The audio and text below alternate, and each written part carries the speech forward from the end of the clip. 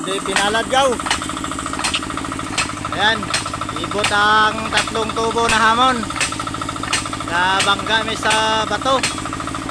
O, hindi tayo pinalad sa tatlong tubo ngayon, no? Pangalawang araw na namin ngayon. Ayan. Nakabaon na yung tatlong tubo, tapos nakabangga pa ng bato, malaking bato sa ilalim. So ibot na mo gaw. Ayan, oh.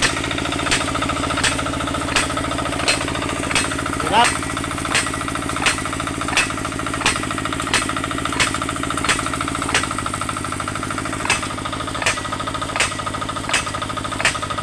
Ibot na gaw, ibot. Hindi pinalad. So ganyan talaga ang hamon ng mga katusok.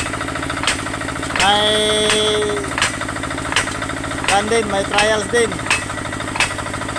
Kung minsan mabato, kung minsan panalo na naman. Ganyan lang ang buhay. Kung minsan nasa ilalim, kung minsan nasa ibabaw, kagaya yan. Pag nasa ibabaw, tauhay. Pag nasa ilalim, luoy. Hanggaw. Kawawa. Pangalawang araw na namin to gaw. Wala pa kaming income. So, paano lang. Manalangin lang tayo sa may kapal na sana tuloy-tuloy na sa pagbalhin, tuloy-tuloy ng 3 katubo. I love you.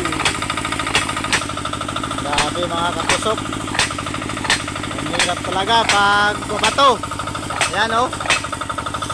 Ang hirap pag babato. Wala. Hindi kami pinalad ngayon. Ililipat namin. Dito siguro namin ililipat yan, oh. Ayan. Kung minsan masikip, kung minsan maluwag. Yan lang mga katusok. Tiis-tiis lang muna tayo mga katusok. May awa rin ang Panginoon. Matapos rin natin to.